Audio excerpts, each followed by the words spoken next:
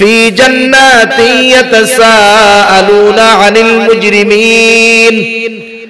জান্নাতীরা পরস্পর মুজরিম পাপী জাহান্নামীদেরকে জিজ্ঞাসা করবে, তাদের থেকে জানতে চাইবে, মা সালাকাকুম ফি সাকর, কোন জিনিস কোন কারণে তোমরা জাহান্নামে আসলা। জান্নাতীরা জাহান্নামীদেরকে প্রশ্ন করবে, এইবার জাহান্নামীরা তাদের জাহান্নামে যাওয়ার 4টি কারণ বলবে। কয়টা কারণ? 4টি কারণ। জাহান্নামীরা তাদের জাহান্নামে যাওয়ার 1 নাম্বার কারণ বলবে, লাম নাকু মিনাল মুসাল্লিন, আমরা মুসল্লি ছিলাম না, মুসল্লি ছিলাম না। মুসল্লি কাকে বলে? সপ্তাহে একদিন মসজিদে হাজিরা দিলে সে মুসল্লি নয়। মুসল্লি তো মূলত সে যার অন্তরটা সব সময় নামাজের চিন্তায় বিভোর থাকে, যার অন্তর সর্বদা মসজিদের সাথে লাগোয়া থাকে। খাঁটি মুসল্লি যে তার অন্তর মসজিদের সাথে লাগোয়া থাকে, আর অন্তর যার মসজিদের সাথে লাগোয়া, নবীজি তার ব্যাপারে আলাদা ফজিলতের কথা বর্ণনা করেন। একটা দুইটা নয়, অনেকগুলো হাদিসের মধ্যে আসছে। নবীজি বলেন, কিয়ামতের দিন সূর্যটা একেবারে নিকটে থাকবে, আল্লাহ তাআলার আরশের ছায়া ছাড়া কোথাও কোনো ছায়া থাকবে না। আল্লাহর আরশের ছায়ায় 7 শ্রেণীর মানুষ স্থান পাবে। এর মধ্যে 1 শ্রেণীর মানুষ হলো রাজুলুন কলবুহু মুআল্লাকুন বিল মসজিদ। আরেক বর্ণনায় আসছে রাজুলুন কলবুহু মুআল্লাকুন ফিল মাসাজিদ, অর্থাৎ ওই মানুষ আরশের ছায়ায় স্থান পাবে যার অন্তর সর্বদা মসজিদের সাথে থাকতো। একটু বুঝে থাকলে জবাব দেন, বলেন তো, যার অন্তর মসজিদের সাথে লাগোয়া সে কি নামাজ বাদ দিবে? সে তো প্রকৃত নামাজি হবে, নামাজি। এই জন্য আমাদেরকে নামাজি হতে হবে, মুসল্লি হতে হবে। মুসল্লি হলে শুধু যে পরকালের লাভ তা নয়। আমরা অনেক সময় বুঝি না, মনে করি শরীয়তের বিধিবিধান মানলে মনে হয় শুধু আখিরাতের লাভ, দুনিয়ার কোনো লাভ নাই। যারা ভাবে তাদের এই চিন্তাধারা ভুল। বরং কেউ যদি শরীয়তের পরিপূর্ণ হুকুম আহকাম মেনে চলে, তার দুনিয়ায়ও লাভ, আখিরাতেও লাভ। আমি আপনাদের খেদমতে পবিত্র কোরআনুল কারীমের সূরা মুদ্দাসসির থেকে কয়েকটা আয়াত তিলাওয়াত করেছি। আল্লাহ তাআলার কাছে তৌফিক চাই, আল্লাহ তাআলা কিছু কথা আমাকে আপনাদের খেদমতে বলার সুযোগ করে দেন, যে কথাগুলো আমাদের সবার দুনিয়া এবং আখিরাতের জন্য কল্যাণকর হয়। সম্মানিত উপস্থিতি, এই দুনিয়াতে আমরা কেউ থাকবো না, আমাদের সবাইকে চলে যেতে হবে। এই মুহূর্তে যারা দুনিয়ার মধ্যে আছে, আজ থেকে 100 বছর পর আমাদের কেউ দুনিয়াতে থাকবে না, এ কথা মোটামুটি বলা যায়। আমরা সবাই দুনিয়া থেকে চলে যাব। আমাদের দুনিয়ার থেকে পরবর্তী গন্তব্য হবে আলমে বরজখ। আলমে বরজখে আমরা দীর্ঘকাল অবস্থান করব, তবে অনন্তকাল নয়। এক সময় আলমে বরজখের অবস্থানও শেষ হয়ে যাবে। আল্লাহ সুবহানাহু ওয়া তাআলা কোরআনুল কারীমের মধ্যে আমাদেরকে জানায় দেন। আল্লাহ তাআলা বলেন, ওয়ানুফিখা ফিস-সূর ফাসাইকা মান ফিস-সামাওয়াতি ওয়া মান ফিল-আরদি ইল্লা মান শাআল্লাহ সুম্মা নুফিখা ফীহি উখরা ফাইযা হুম কিয়ামুন ইয়ানযুরুন। আল্লাহ রাব্বুল আলামিন বলেন, সিংহায় ফুৎকার দেওয়া হবে। প্রথমবার সিংহায় ফুৎকার দেওয়ার পর ফাসাইকা মান ফিস সামাওয়াতি ওয়া মান ফিল আরদি ইল্লা মান শাআল্লাহ।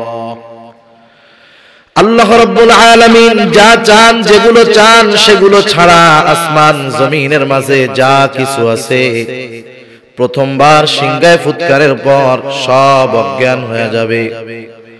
মুফাসসিরিনে কেরাম বলেন, প্রথমে অজ্ঞান হবে, এরপরে তাদের মৃত্যু ঘটবে। আল্লাহ রাব্বুল আলামিনের আদেশে ইসরাফিল আলাইহিস সালাম দ্বিতীয়বার আরেকটা সিংহায় ফুৎকার দিবে।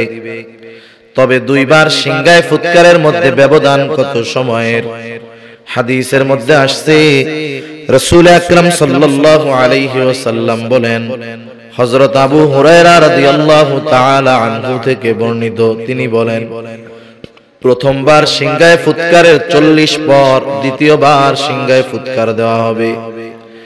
জিজ্ঞাসা করা হলো, আবু হুরায়রা 40 দিন পর? তিনি বললেন, না। তাহলে কি 40 সপ্তাহ পর না, 40 মাস পর না, 40 বছর পর না, এই পর্যন্তই শেষ। এরপরের শব্দটা হতো 40,000 বছর। মুফাসসিরিনে কেরাম এই কথার আলোকেই বলেন, যেই লোকটা সর্বশেষ দুনিয়া থেকে মৃত্যুবরণ করবে তাকেও কমপক্ষে আলমে বরজখে 40,000 বছর অবস্থান করা লাগবে। আল্লাহ রাব্বুল আলামিনের আদেশে ইসরাফিল আলাইহিস সালাম দ্বিতীয়বার সিংহায় ফুৎকার দিবে। ثم نفخ فيه أخرى فإذا هم قيام ينظرون। আল্লাহ তাআলা বলেন, অতঃপর যখন দ্বিতীয়বার সিংহায় ফুৎকার দেওয়া হবে, যাকে যেখানে দাফন করা হয়েছিল প্রত্যেকে তার অবস্থান থেকে উঠে যাবে, দাঁড়ায়া যাবে, ডানে বামে তাকায়া দেখতে থাকবে এগুলো কি হচ্ছে। আলমে বরজখে সবাই যে শান্তিতে থাকবে বিষয়টা এমন নয়। আলমে বরজখে কেউ মানুষ কিছু আনন্দে থাকবে, কষ্টে থাকবে কিছু মানুষ। কারণ হাদিসের মধ্যে আসছে, কারো কবর হবে রাউদাতুম মিন রিয়াদিল জান্নাহ, কারো কবর হবে জান্নাতের বাগান, কারো কবর হবে জাহান্নামের একটা গর্ত। যেই মানুষটা আলমে বরজখে কষ্টে ছিল, সেও হাসরের ময়দানে যখন উঠবে, হাসরের ময়দানের অবস্থা দেখে সে তার কবরে আযাবের কথা ভুলে যাবে। আল্লাহ রাব্বুল আলামিন কোরআনুল কারীমের মধ্যে জানায় দেন, ونفخ في الصور فإذا هم من الأجداث إلى ربهم ينسلون। আল্লাহ তাআলা বলেন, ونفخ في الصور, দ্বিতীয়বার সিংহায় ফুৎকার উদ্দেশ্য, এই দ্বিতীয়বার সিংহায় ফুৎকার পরে প্রত্যেকে তার অবস্থান স্থল থেকে জাগ্রত হয়ে যাবে, সবাইকে পুনরুত্থিত করা হবে, প্রত্যেকে উঠে যাবে। শুধু উঠবে তা নয়, ইলা রাব্বিহিম ইয়ানসিলুন, প্রত্যেকেই তার রবের দিকে ছুটতে থাকবে। আল্লাহ রাব্বুল আলামিন জানায় দেন, তারা বলবে, ইয়া ওয়াইলানা মান বা'সানা মিন মারকাদিনা, হায় দুর্ভোগ, কে আমাদের অবস্থান স্থল থেকে জাগায় দিল, উঠায় দিল। ফেরেশতারা অথবা মুমিনেরা জবাবে বলবে, হাযা মা ওয়া'আদার রহমান ওয়া সাদাকাল মুরসালুন। ফেরেশতারা অথবা মুমিনেরা বলবে, হাযা মা ওয়া'আদার রহমান, এটা হলো দয়াময়ের সেই প্রতিশ্রুত দিবস, যেই দিবসের সত্যায়ন দুনিয়ায় রাসূলগণ করেছে। এই তো সেই দিবস, যেই দিবসের কথা প্রত্যেক নামাজের মধ্যে স্মরণ করানো হয়েছে। নামাজের মধ্যে সূরা ফাতিহা প্রত্যেক রাকাতে আছে। ইমামের পেছনে যখন পড়ি, ইমামের কেরাত, মুসল্লির কেরাত, একা যখন পড়ি, নিজে পড়ি, জামাতে পড়ি আর একাকী পড়ি, প্রত্যেক নামাজে সূরা ফাতিহা আছে কিনা? আছে। ইমাম যখন পড়বে, ইমামের পেছনে তখন ইমাম পড়বে, একা যখন পড়বো আমি নিজে পড়বো। তার মানে প্রত্যেক নামাজের প্রতি রাকাতে সূরা ফাতিহা লাগে, আছে। আমি এই জায়গায় আবার ফিকহি আলোচনা আছে, আমি ওইদিকে যাব না, দরকার নাই। তো সূরা ফাতিহা নামাজের পিছনে পড়তে হবে, সূরা ফাতিহা না পড়লে নামাজ হয় না। বলে না যে সূরা ফাতিহা না পড়লে নামাজ হয় না। এই হাদিসটা ব্যাখ্যার দাবি রাখে, স্পষ্টভাবে বললে আর এক হাদিসকে অস্বীকার করা লাগে শাব্দিক অনুবাদ করলে। এখন বলেন, যদি কেউ বলে এই কথা যে ইমাম মুক্তাদি উভয়কেই সূরা ফাতিহা পড়তে হবে, সূরা ফাতিহা যদি না পড়ে নামাজ হবে না, তাহলে অনেক হাদিস অস্বীকার করা হয়ে যায়। যেমন একজন মানুষ ইমামকে রুকু অবস্থায় পাইল, ইমামের সাথে যদি সে রুকু পায় তাহলে তার ওই রাকাত ধরা হবে। মনে করেন ইমামকে যদি রুকু অবস্থায় পায়, সূরা ফাতিহা পড়ার টাইম আছে, কোন সময় যদি পড়তেই হয় কোন সময় পড়বে, হাদিসের মধ্যে পড়ার কোনো টাইম আছে? তার মানে কেউ যদি বলে ইমাম মুক্তাদি উভয়কেই সূরা ফাতিহা পড়তে হবে নাইলে নামাজ হবে না, তাইলে ওই যে নবীজির হাদিস যে রুকু পাইলো সে রাকাত পাইলো এটা অস্বীকার করতে হবে।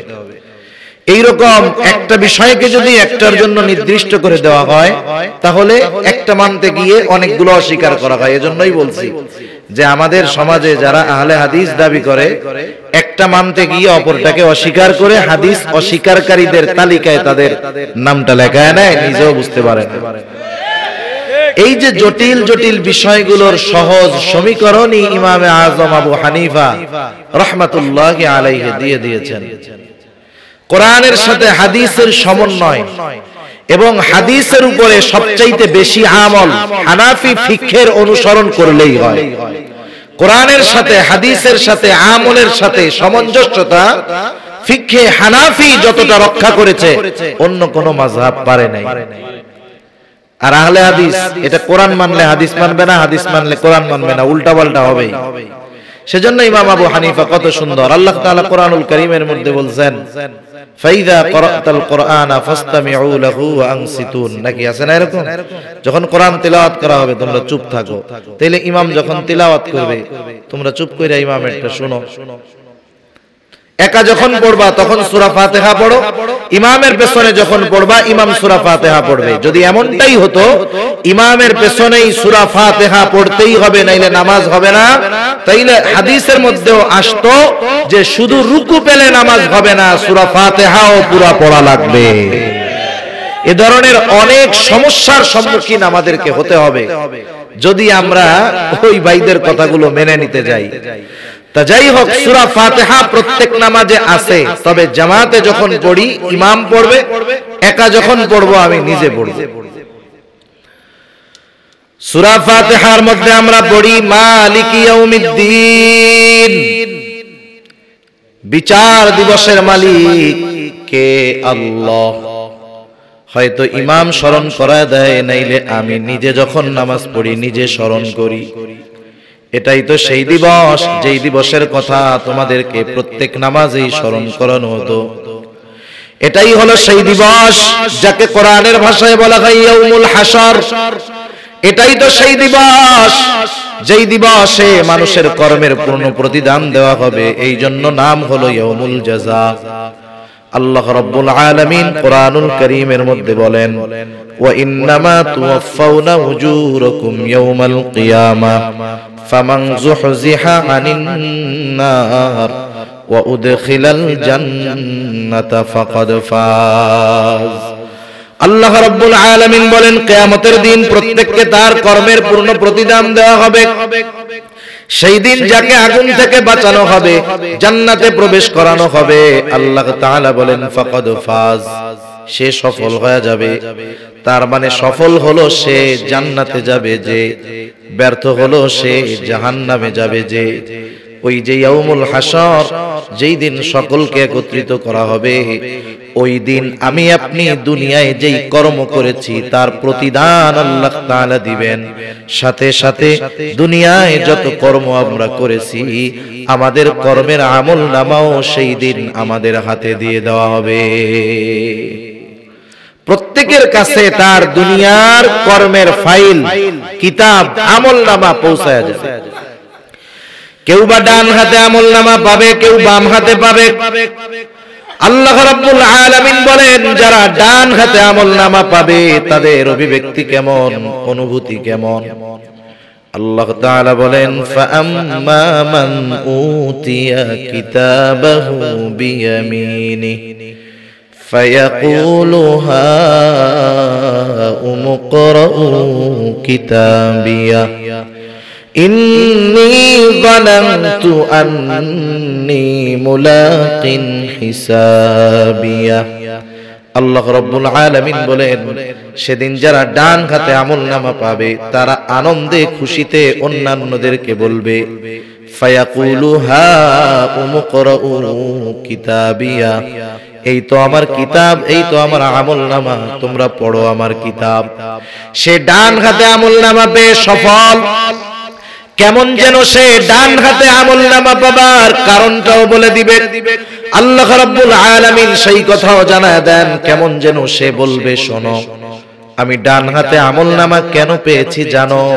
পাওয়ার কারণ হলো ইন্নী যানানতু আন্নী মুলাকিন হিসাবিয়া, কারণ আমি এই ব্যাপারে দৃঢ় বিশ্বাস রাখতাম যে আমাকে আমার দুনিয়ার কর্মের হিসাবের মুখোমুখি হওয়া লাগবে।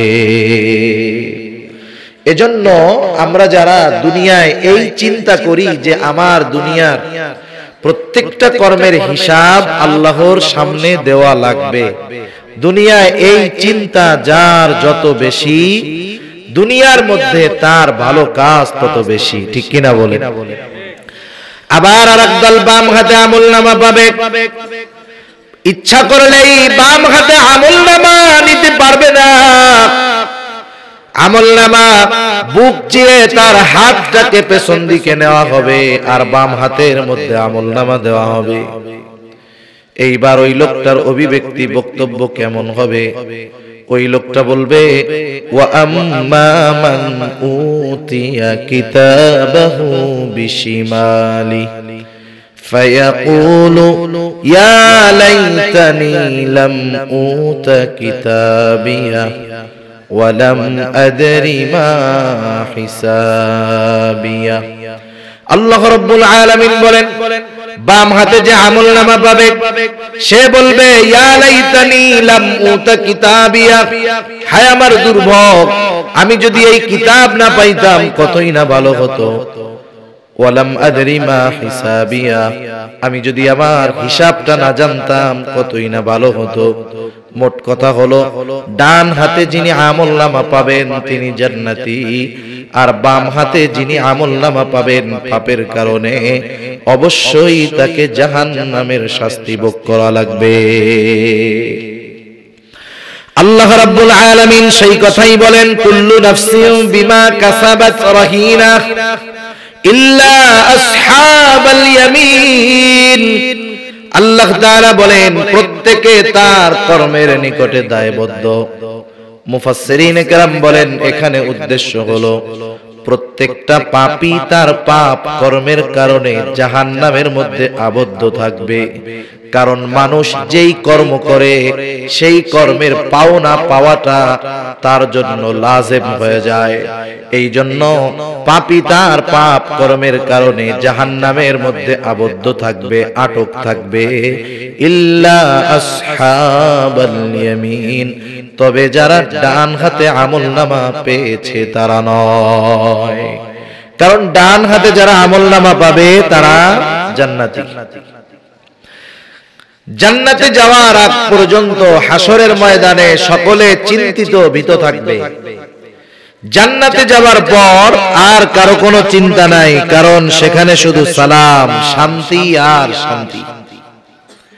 তাফসীরে ইবনে কাসীরের মধ্যে আসছে, জান্নাতি জান্নাতে যাবার পর দুনিয়ার সব পরিচিত মানুষদেরকে সে খুঁজতে থাকবে।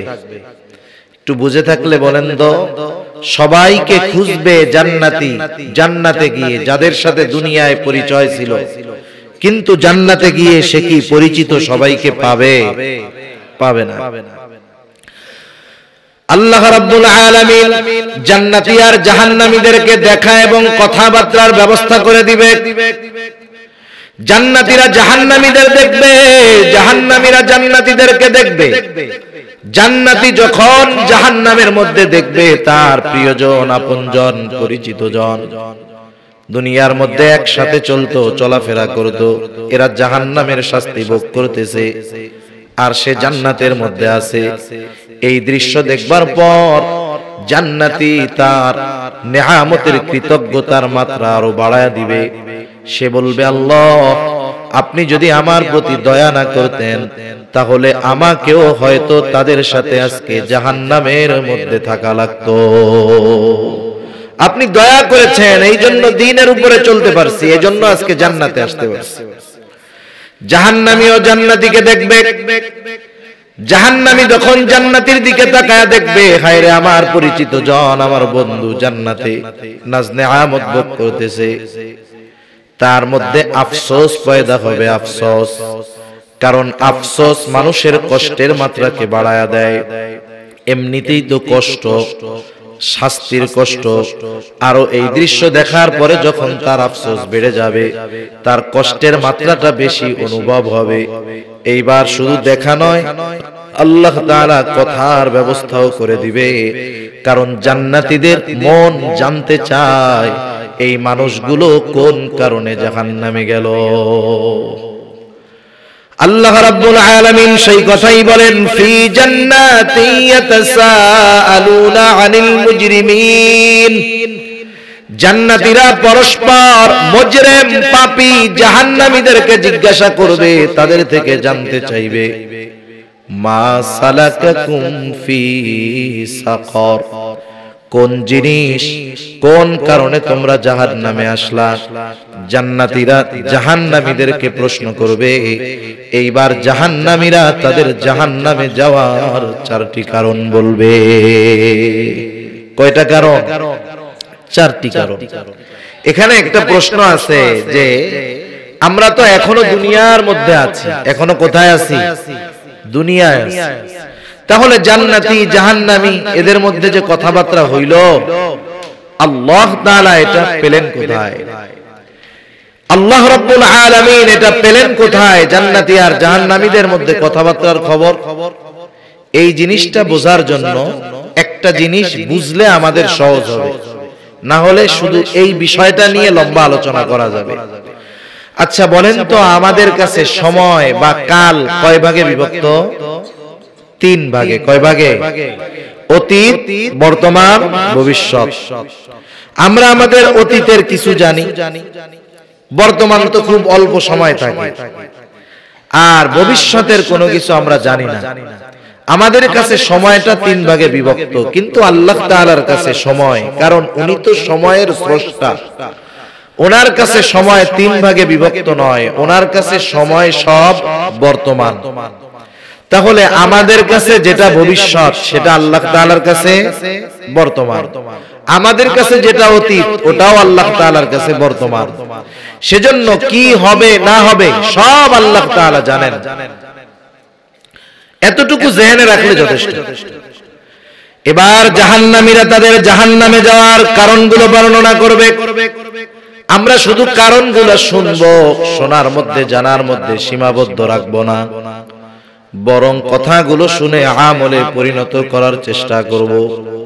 আমরা শুনি কিন্তু আমল করি কম, কারণ আমলের নিয়তে আমরা শুনি না, আমরা আমলের নিয়তে শুনবো। মনে করেন একটা লোকের হাতের মধ্যে একটা ছোট ঘা হয়েছে, ঘা চিনেন তো আপনারা? ঘা সাধারণভাবে গ্রামের মানুষ ছোটখাটো ফোড়া ঘা এগুলাকে কোনো গোনাই ধরে না, চিন্তা করে যে হায় রে উঠছে, ওইটা 10 দিন পরে এমনি সেরে যাবে।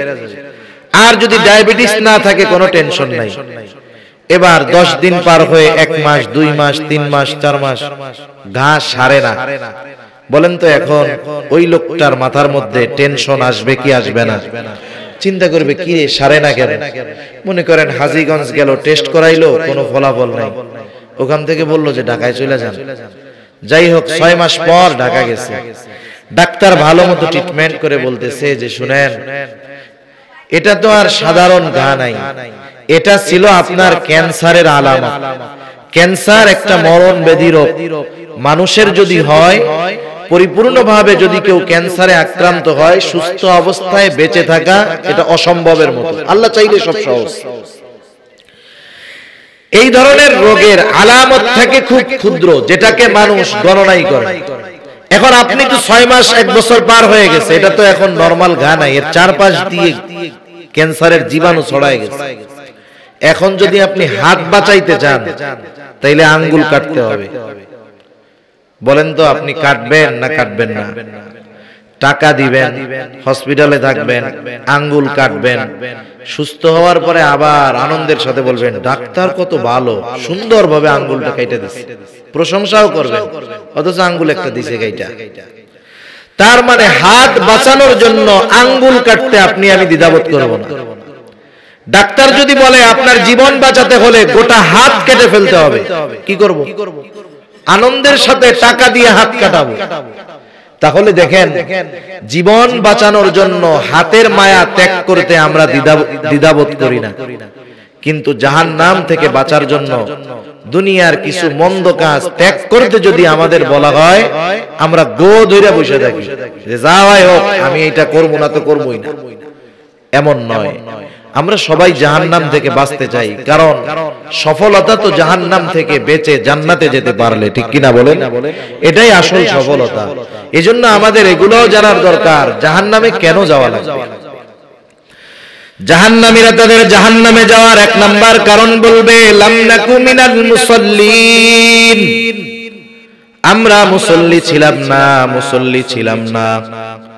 মুসল্লি কাকে বলে? সপ্তাহে একদিন মসজিদে হাজিরা দিলে সে মুসল্লি নয়। মুসল্লি তো মূলত সে যার অন্তরটা সবসময় নামাজের চিন্তায় বিভোর থাকে, যার অন্তর সর্বদা মসজিদের সাথে লাগোয়া থাকে। খাঁটি মুসল্লি যে তার অন্তর মসজিদের সাথে লাগোয়া থাকে, আর অন্তর যার মসজিদের সাথে লাগোয়া, নবীজি তার ব্যাপারে আলাদা ফজিলতের কথা বর্ণনা করেন। একটা দুইটা নয়, অনেকগুলো হাদিসের মধ্যে আসছে। নবীজি বলেন, কিয়ামতের দিন সূর্যটা একেবারে নিকটে থাকবে, আল্লাহ তাআলার আরশের ছায়া ছাড়া কোথাও কোনো ছায়া থাকবে না। আল্লাহর আরশের ছায়ায় 7 শ্রেণীর মানুষ স্থান পাবে। এর মধ্যে এক শ্রেণীর মানুষ হলো রাজুলুন কলবুহু মুআল্লাকুন বিল মসজিদ। আরেক বর্ণনায় আসছে রাজুলুন কলবুহু মুআল্লাকুন ফিল মাসাজিদ, অর্থাৎ ওই মানুষ আরশের ছায়ায় স্থান পাবে যার অন্তর সর্বদা মসজিদের সাথে থাকতো। একটু বুঝে থাকলে জবাব দেন, বলেন তো, যার অন্তর মসজিদের সাথে লাগোয়া সে কি নামাজ বাদ দিবে? সে তো প্রকৃত নামাজি হবে, নামাজি। এই জন্য আমাদেরকে নামাজি হতে হবে, মুসল্লি হতে হবে। মুসল্লি হলে শুধু যে পরকালের লাভ তা নয়। আমরা অনেক সময় বুঝি না, মনে করি শরীয়তের বিধিবিধান মানলে মনে হয় শুধু আখিরাতের লাভ, দুনিয়ার কোনো লাভ নাই। যারা ভাবে তাদের এই চিন্তাধারা ভুল। বরং কেউ যদি শরীয়তের পরিপূর্ণ হুকুম আহকাম মেনে চলে, তার দুনিয়ায়ও লাভ, আখিরাতেও লাভ। নামাজ পড়লে লাভ কি? নামাজ পড়লে দুনিয়ার অনেক লাভ আছে। দুনিয়ায় আমরা যার জন্য কষ্ট পরিশ্রম করি, নামাজ পড়লে সেটা পাওয়া যায়। আল্লাহ রাব্বুল আলামিন বলেন দুনিয়ার লাভ কি? আল্লাহ তাআলা বলেন, ওয়া'মুর আহলাকা বিস-সালাতি ওয়াসতাবির আলাইহা লা নাসআলুকা রিজকা। আল্লাহ তাআলা বলেন, তুমি তোমার অধীনস্থদেরকে নামাজের আদেশ করো, তুমিও তার উপরে অটল থাকো। মানে ঘরের মানুষদেরও মুসল্লি বানাও, তুমিও মুসল্লি হও। তাহলে লাভ কি? আল্লাহ রাব্বুল আলামিন বলেন, বান্দা, লা নাসআলুকা রিজকা, আমি তো তোমার কাছে কোনো রিজিক চাই না, বরং তুমি মুসল্লি, ঘরের মানুষ মুসল্লি, তুমি নামাজি, ঘরের মানুষ নামাজি। নাহনু নারযুকুকা, তোমরা সকলে নামাজি হওয়ার কারণে আমি আল্লাহ তোমাকে রিজিক দিয়ে দিব। এখানে একটা সূক্ষ্ম বিষয় আছে। অনেক সময় অনেকে বিভিন্ন জায়গা থেকে আমাদের বলে আর কি, এরকম, হুজুর উপার্জন তো কম করি না, বরকত হয় না। প্রবাস থেকে অনেক ভাই বলে, এরকম মেসেজ দেয়, হুজুর উপার্জন তো অনেক করি, নামাজ কালাম পড়ি, কিন্তু বরকত হয় না। তা বললাম, নামাজ কালাম তো পড়েন, ইনকামও ভালো করেন, আপনার ঘরের মানুষ যারা, আপনার অধীনস্থ যারা, এরা কি নামাজ পড়ে? তখন বলে, পড়তে বলি হুজুর, ঠিক মতো পড়ে না। এই আয়াতের আলোকে এটা বোঝা যায় যে আপনি দিনদার, নামাজ কালাম পড়েন, চাকরি বাকরি ব্যবসা করতেছেন, আপনার ঘরের মানুষ কিন্তু নামাজি না। ওরা নামাজি না হওয়ার কারণে আপনার রিজিকের মধ্যে আল্লাহ তাআলা সংকীর্ণতা দিবে। আর যদি তারাও নামাজি, আপনিও নামাজি, এর বরকতে আল্লাহ তাআলা আপনার আমার রিজিকের মধ্যে বরকত দিবে। সুবহানাল্লাহ। সেজন্য আমি নামাজি যদি হই, ঘরের মানুষ যদি নামাজি হয়, দুনিয়ারও লাভ, আখিরাতেরও লাভ, জাহান্নাম থেকে বাঁচা যাবে। এর চাইতে বড় লাভ আর কি হতে পারে? সেজন্য আমরা নামাজি হব, ঘরের মানুষদেরকেও নামাজি বানাবো, দুই নাম্বার কারণ জাহান্নামীরা জাহান্নামে যাওয়ার, তারা বলবে ওয়ালাম নাকু নুতঈমুল মিসকিন, আমরা মিসকিনদেরকে খাবার দিতাম না। সাধারণভাবে মানুষ যদি মানুষকে খানা খাওয়ায় এটা ফজিলতের কাজ।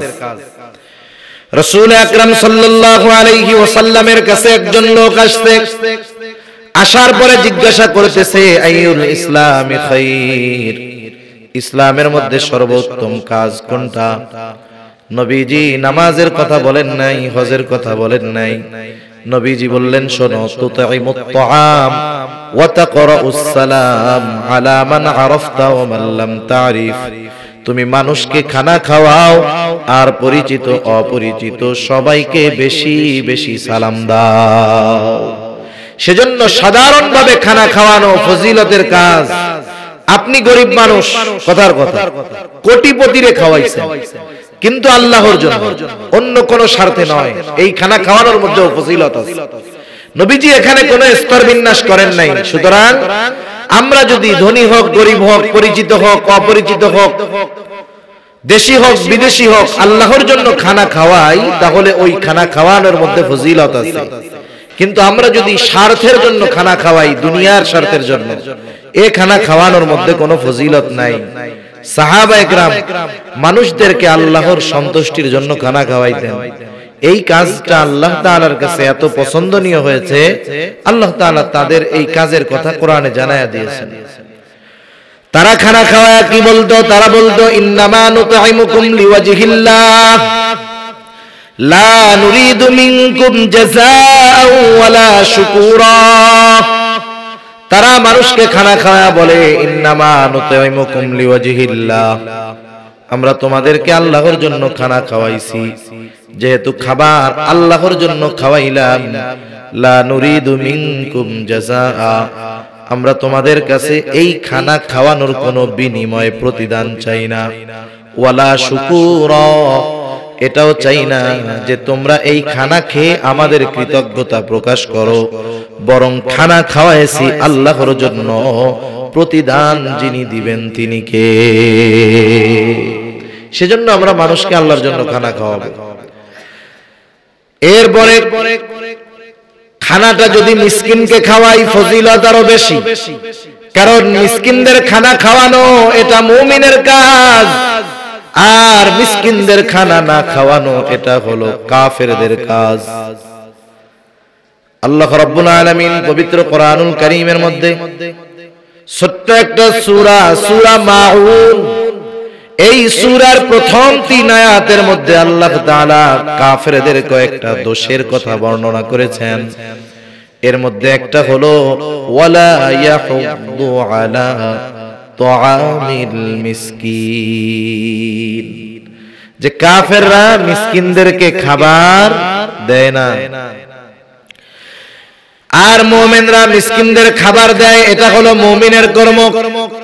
মিসকিনদের খানা দিলে, অপরকে খানা প্রদানে উৎসাহ প্রদান করলে আল্লাহ তাআলা দুনিয়ার মধ্যে রিজিককে প্রশস্ত করে দেয়। কোরআনুল কারীমের কারণ বর্ণনা করেন, এই কারণগুলোর মধ্যে একটা কারণ হলো ওয়ালা তাহাদ্দুনা আলা তুআমিল মিসকিন, যে তোমরা নিজেরা তো মিসকিনদের খাবার দাওই না, অপরকেও খানা প্রদানে নিরুৎসাহিত করো। এজন্য যারা মিসকিনদের খানা দেয় না, অপরকে উৎসাহ দেয় না, এরা রিজিক সংকীর্ণতার মুখোমুখি হবে। দুনিয়ায় থাকবে অনেক কিন্তু ভোগ করতে পারবে না। এজন্য এই আয়াতের আলোকে মুফাসসিরিনে কেরাম বলেন, কোন ব্যক্তি যদি মিসকিনদের খানা দেয়, সাথে সাথে অপরকেও উৎসাহ প্রদান করে, তাহলে আল্লাহ তাআলা তার রিজিককে প্রশস্ত করে দিবেন। সুবহানাল্লাহ। এখন ওই মিসকিন যদি আমার আপনার প্রতিবেশী হয়, প্রতিবেশী, তাহলে খানা খাওয়ানো শুধু ফজিলতের কাজ না, ঈমান সম্পৃক্ত কাজ। কারণ রাসূলুল্লাহ সাল্লাল্লাহু আলাইহি ওয়াসাল্লাম বলেন, ওই ব্যক্তি মুমিন নয় যে নিজে পেট পুরে খায় আর তার প্রতিবেশী অভুক্ত থাকে, ওই ব্যক্তি মুমিন নয়। তাহলে চিন্তা করে দেখেন প্রতিবেশীর ব্যাপারে আমাদের কতটা সচেষ্ট সতর্ক থাকার দরকার। আমরা মিসকিনদের খানা দিব, ওই মিসকিন যদি আমার আপনার প্রতিবেশী হয় তার প্রতি আমরা সর্বোচ্চ খেয়াল রাখব। তাহলে তারা জাহান্নামে যাওয়ার দ্বিতীয় কারণ বলছে আমরা মিসকিনদের খানা দিতাম না, আমরা মিসকিনদের খানা দিব। আর 5-7 মিনিট শেষ হয়ে যাবে। 3 নাম্বার কারণ জাহান্নামে যাওয়ার, ওয়া কুন্না নাখুযু মা'আল খায়িদিন, আমরা অনর্থক মজলিসে যারা লিপ্ত থাকতো তাদের সাথে আমরা বসতাম। সেই জন্য আমাদের দেশে বিশেষ করে চায়ের দোকানগুলো অনর্থক মজলিসের একটা আখড়া। কামকাজ নাই, সকাল বেলা গিয়ে দুপুর বেলা গিয়ে মধ্যরাত পর্যন্ত চায়ের দোকানে বসে থাকে এমন অনেক আল্লাহর বান্দা আছে না নাই? অনেক আছে। জিজ্ঞাসা যদি করা হয় কেন বসে আছে, বলে সময় কাটে না, টাইম আছে তো অনেক, টাইম কাটে না এই জন্য চার দোকানে বসে সময় কাটাই। আহারে, একটু চিন্তা করেন, একটা মোমবাতিতে যখন আগুন লাগায় দেওয়া হয়, মোমবাতি কি বড় হয় না ছোট হয়? হায়াত নামক মোমবাতিতে তো আগুন লাগায় দেওয়া হয়েছে, খালি কমতেছে, আস্তে আস্তে মৃত্যুর দিকে আমরা যাচ্ছি। এই ফিলিংস, এই অনুভূতি আমাদের মধ্যে নাই। শয়তান এই চিন্তা আমাদের থেকে দূর করে দিচ্ছে। মরতে হবে, এটা হলো চিরন্তন সত্য। দুনিয়ার অনেক সত্য অনেক মানুষ বিশ্বাস করে না। যেমন আসমান জমিনের স্রষ্টা আল্লাহ, আমাদের স্রষ্টা আল্লাহ, এটা যে সত্য কোনো সন্দেহ আছে? এরপরেও এই সত্য কি সবাই বিশ্বাস করে? করে না। নাস্তিকেরা বিশ্বাস করে না, বিশ্বাস নিজেরা তো করে না, আমাদেরকে দিয়েও আবার করাতে চায়। এজন্যই তো বইয়ের মধ্যে লেখা দিতে চাচ্ছে, পাঠ্যপুস্তকে লিখে দিয়েছে যে মানুষ বানর থেকে পরিবর্তন বিবর্তনের মাধ্যমে এরপরে মানুষ। নাউজুবিল্লাহ। আর আমাদের স্রষ্টা আল্লাহ, এটা সত্য, অথচ এই সত্যটা দুনিয়ার অনেক মানুষ বিশ্বাস করে না। কিন্তু মাউত, মৃত্যু এমন একটা সত্য, একটা নাস্তিক দেখান যে অবিশ্বাস করে? আছে? এটা হলো ইউনিভার্সাল ট্রু, চিরন্তন সত্য, সন্দেহাতীত সত্য, কোনো ইখতিলাফ মতভেদ এই মৃত্যু নিয়ে নাই। অথচ এই সত্যটার ব্যাপারে আমরা সবচেয়ে বেশি গাফেল। এজন্য নবীজি বলছেন, আকসিরু যিকরা হাদিমিল লাযযাত ইয়ানি আল মাউত, তোমরা বেশি বেশি ওই জিনিসের স্মরণ করো যে জিনিস সকল স্বাদকে বিনষ্ট করে দেয়। আফসোসের কথা কি বলবো, আমার অঞ্চলে গ্রামের মধ্যে দেখি গেলে যে আমার মুরব্বী বাবারা, ওনারা বেশিরভাগ সময় এই দোকানগুলোয় বসে আড্ডা দিয়ে সময় কাটান। একটু নিজের দিকে তাকান, আয়নায় মাঝে মধ্যে দেখেন না চেহারাটা কত সুন্দর ছিল যৌবনকালে, চুলগুলো কাঁচা ছিল, এখন পেকে গেছে, চেহারার চামড়া ঘুষায় গেছে, চোখগুলো টান টান ছিল, কোঠরের ভিতরে চোখ চলে গেছে, চামড়াটা টান টান ছিল, ঘুষায় গেছে। আগে কত দৈহিক শক্তি ছিল, কিছুই নাই। তার মানে এগুলো বারবার দেখেন, একটু মৃত্যুর চিন্তা করেন, তাইলে সময়ের মূল্যটা বুঝে আসবে। না হলে অনর্থক মজলিসের মধ্যে বসে গীবত, অশ্লীল কর্মকাণ্ড, টেলিভিশন দেখা, জীবনের শেষ সময়গুলো যদি গুনার মধ্যে কেটে যায়, এর চাইতে দুঃখের আর কিছু হইতে পারে না। ঠিক কিনা বলেন? এজন্য আশরাফ আলী থানভী রাহমাতুল্লাহি আলাইহি বলতেন, তোমরা এমন কোন মজলিসের মধ্যে বসবা না যেই মজলিসের মধ্যে দুনিয়া অথবা আখিরাতের কোনো উপকার নাই। যেখানে দুনিয়ার কল্যাণ আছে, বৈধ কল্যাণ, আপনি সেখানেও বসেন, তাও তো ভালো। যেখানে আখিরাতের কল্যাণ আছে আপনি সেখানে বসেন, এটা তো আরো ভালো। কিন্তু এর বাইরে যেই মজলিসগুলো, এগুলো আমাদের জাহান্নামে যাওয়ার কারণ হতে পারে। আর আমার যুবক ভাই যারা আছেন, ওনারা তো ডিজিটাল মজলিসের মধ্যে আছেন, স্মার্ট মজলিসের মধ্যে আছেন, মোবাইল দিয়ে। একটু চিন্তা করে দেখেন, হায়াত থেকে সময় মাইনাস হইতেছে, মাইনাস হচ্ছে। আজকে কেউ কেউ 10-12 ঘন্টা নিজের মোবাইল চালানোকে জীবনের গুরুত্বপূর্ণ কাজ বানায় নিয়েছে। কেউ 10-12 ঘন্টা চায়ের দোকানে বসে থাকাকে সে জীবনের গুরুত্বপূর্ণ কাজ বানায় নিয়েছে। কেউ টেলিভিশনের সামনে বসে খেলা দেখাকে জীবনের গুরুত্বপূর্ণ কাজ বানায় নিয়েছে। আসলে আমাদের জীবনের সবচেয়ে গুরুত্বপূর্ণ কাজগুলো কি, এগুলো আমরা নিজেরাও জানি না, করব কোত্থেকে? হায়াত মৌতের মালিক আল্লাহ। কিন্তু বলেন তো, আমরা এখানে যে কয়জন আছি, আমরা যদি জানতে পারি যে 3 ঘন্টা পর আমাদের সবার মরতে হবে, হায়াত আছে কয় ঘন্টা? 3 ঘন্টা। কি করবেন? মোবাইল যে 14 ঘন্টা চালায়, ও চিন্তা করবে 3 ঘন্টা পরে তো মরে যাবো, আর 2 ঘন্টা মোবাইল চালাই, এই চিন্তা করবে? না না। চার দোকানে যে বৈশা 10 ঘন্টা থাকে ও চিন্তা করবে মইরা তো যাবো 2 ঘন্টা চার দোকানে থাকে, কি চিন্তা করবে? তখন এখান থেকে কেউ বের হবে না, মসজিদে যাবে, বাড়িতেও যাবে না, ওযু করবে, পবিত্রতা অর্জন করবে, মসজিদে ঢুকবে, কোরআন পড়বে, তাওবা করবে, আল্লাহর কাছে মাফ চাইবে, নামাজ পড়বে, হয়তো 2 রাকাত নামাজ পড়বে, ওই 2 রাকাত নামাজ তার গোটা জিন্দেগীর শ্রেষ্ঠ নামাজ হবে, ঠিক কিনা বলেন? হয়তো তাওবা করবে, ওই তাওবা তার গোটা জিন্দেগীর শ্রেষ্ঠ তাওবা হবে। হয়তো একটু কোরআন পড়বে, এই কোরআন তিলাওয়াতটুকু তার জীবনের শ্রেষ্ঠ তিলাওয়াত হবে। তাহলে আমার জীবনের সবচাইতে গুরুত্বপূর্ণ কাজ কোনটা, এটা যদি আমাকে বের করতে হয়, এই চিন্তা করতে হবে যে আমি 3 ঘন্টা পর মারা যাব, হায়াত শেষ, ইমানদার এই মুহূর্তে আমি কি কাজগুলো করতাম, ওই কাজগুলোই আমার আপনার জীবনের সবচাইতে গুরুত্বপূর্ণ এবং শ্রেষ্ঠ কাজ। আমি তো আপনাদের জোর করে কিছু করায় দিতে পারবো না, আমি আপনাদের অন্তরের মধ্যে কথাগুলো যেন যায় এজন্য বলতে পারি, এর চাইতে বেশি কিছু আমার করার নাই। সেজন্য অনুরোধ থাকবে, অনর্থক মজলিসে বসে সময় নষ্ট করে আমি আপনি আখিরাতকে বরবাদ করব না। কারণ সময়ের মূল্য যারা বেঁচে আছে তারা বুঝে না, যে মরে গেছে সে বুঝে। কারণ যে দুনিয়াতে সময় পাওয়ার পরেও ভালো কাজ করলো না, নেক কাজ করলো না, সে মারা যাওয়ার পরে একটু সময়ের জন্য আফসোস করবে, আল্লাহ তাআলার কাছে বলবে, ফায়াকুলা রব্বি লাউলা আখরতানি ইলা আজালিন করিব فأصدق وأكن من الصالحين। আফসোস করবে, বলবে আমার রব লাউলা আখরতানি ইলা আজালিন করিব, আমাকে একেবারে অতি অল্প সময়ের জন্য আবার যদি একটু অবকাশ দেওয়া হতো, একটু সময় যদি দেওয়া হতো, দুনিয়ায় যাওয়ার সুযোগ যদি দেওয়া হতো, ফাআসসাদদাক ওয়া আকুম মিনাস সালিহিন, আমি দুনিয়ায় গিয়ে দান সদকা করতাম, শুধু তাই না এত ভালো কাজ করতাম, নেক আমল করতাম, ফাআসসাদদাক ওয়া আকুম মিনাস সালিহিন, আমি সৎ কর্মশীলদের অন্তর্ভুক্ত হয়ে যেতাম। বলেন, মৃত মানুষ যারা দুনিয়ায় ভালো কাজ করে নাই, ওরা মরার পরে আফসোস করে একটু সময়ের জন্য। এটা তো আমরা জানি না, আল্লাহ জানেন, আমাদেরকে জানায়াও দিলেন। এখন বলেন, আমি আপনি বেঁচে আছি, এখনো হায়াত আছে, সময় আছে, সুস্থ আছি, অথচ এই সুস্থ হায়াতের মূল্যায়ন করতেছি না, সময়ের মূল্যায়ন করতেছি না, অথচ মারা যাওয়ার পর আফসোস করলেও একটু সময় পাওয়া যাবে। সেজন্য দুনিয়ার হায়াত কম, কিন্তু হায়াতের দাম অনেক বেশি। এগুলো আমরা অনর্থক কাজে ব্যয় করে নষ্ট করব না, আল্লাহ বুঝবার তৌফিক দান করুন। 4 নম্বর, তারা জাহান্নামে যাওয়ার কারণ ওয়া কুন্না নুকাযযিবু বিয়াউমিদ্দিন, যে আমরা কিয়ামতের দিবসকে অস্বীকার করতাম। পরকাল হলো এমন এক জিনিস, পরকালের বিশ্বাস যার মধ্যে যত বেশি, যত গভীর, দুনিয়ার মধ্যে তার চাল চলন, আমল, ভদ্রতা তত বেশি সুন্দর।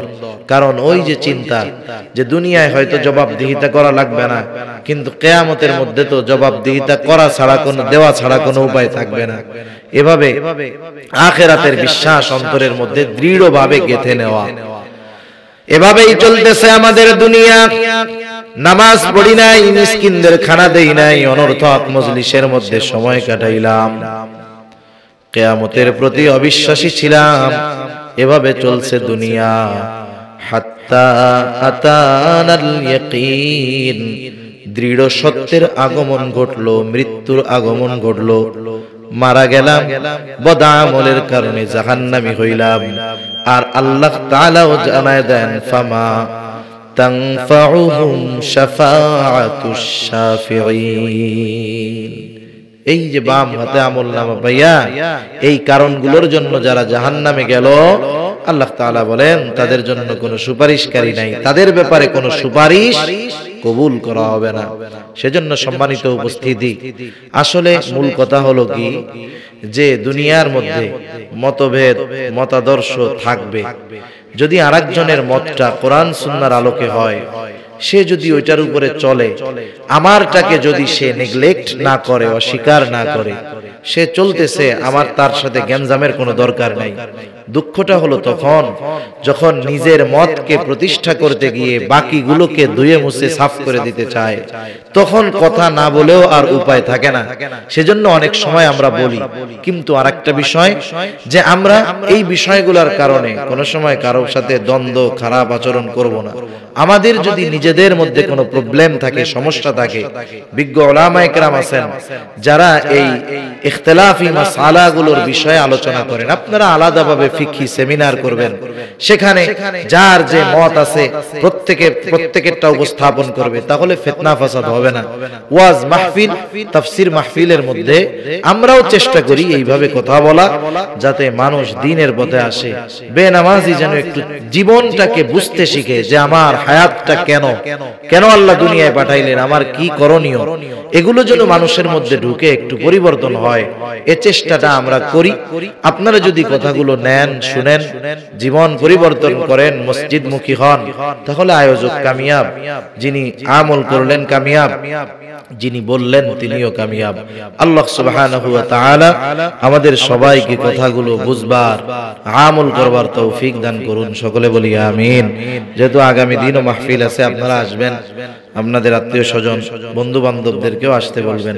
আল্লাহ সুবহানাহু ওয়া তাআলা যা কিছু কথা হলো, আল্লাহ তাআলা প্রয়োজনীয় কথাগুলো আমাদের সকলকে আমলে পরিণত করার তৌফিক দান করুন। আছে কিছু বলবে? আমরা দুরূদ শরীফ পড়ি। আল্লাহুম্মা সাল্লি আলা মুহাম্মাদ ওয়া আলা আলি মুহাম্মাদিন কামা সাল্লাইতা আলা ইব্রাহিম ওয়া আলা আলি ইব্রাহিম ইন্নাকা হামিদুম মাজিদ। আল্লাহুম্মা বারিক আলা মুহাম্মাদিন ওয়া আলা আলি মুহাম্মাদ কামা বারাকতা আলা ইব্রাহিম ওয়া আলা আলি ইব্রাহিম ইন্নাকা হামিদ।